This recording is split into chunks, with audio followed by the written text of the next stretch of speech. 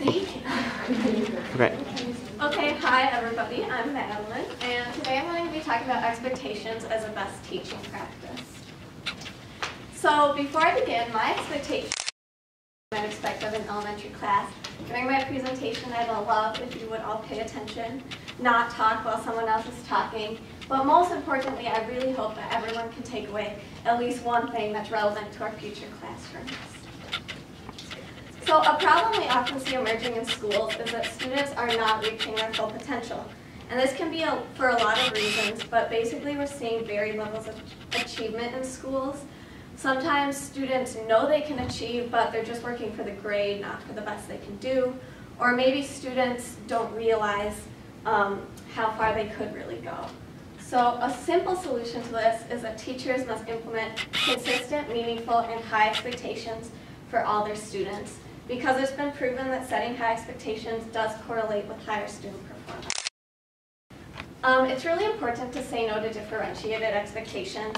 Through my studies, Bernard wrote an article called High Expectations in 1995 that said how we group children in our classrooms and schools indicates the expectations we have for them.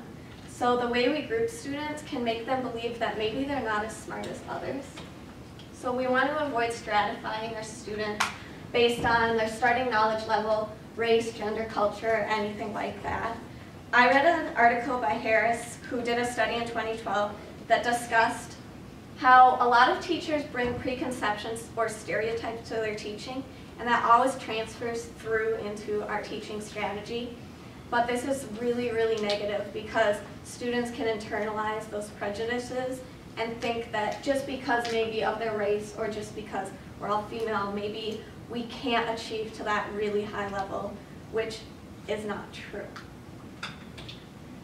And teachers have a huge role in affecting how students perceive, first and foremost, themselves, but also their peers, the teacher, classroom, and school overall.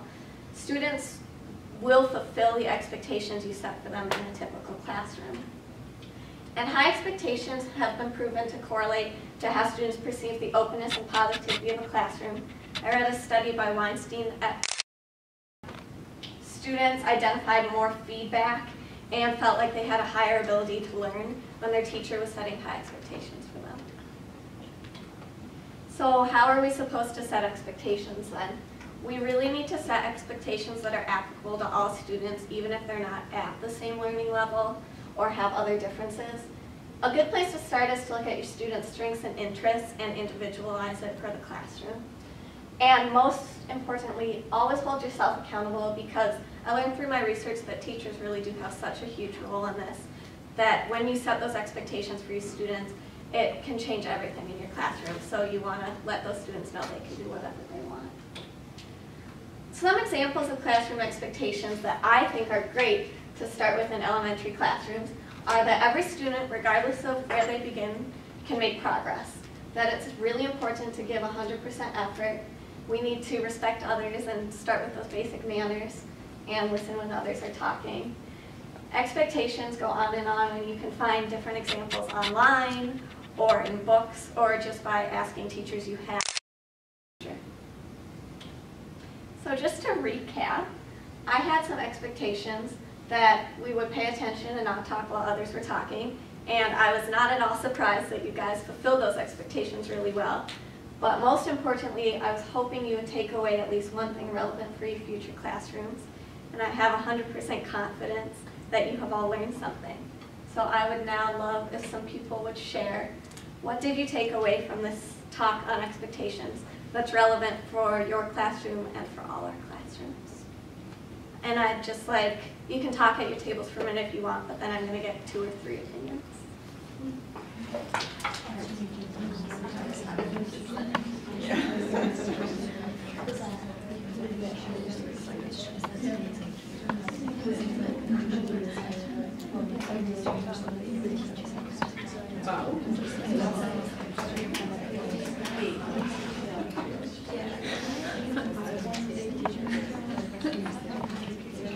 Okay, so I'm going to cut you off and kind of bring it all back together.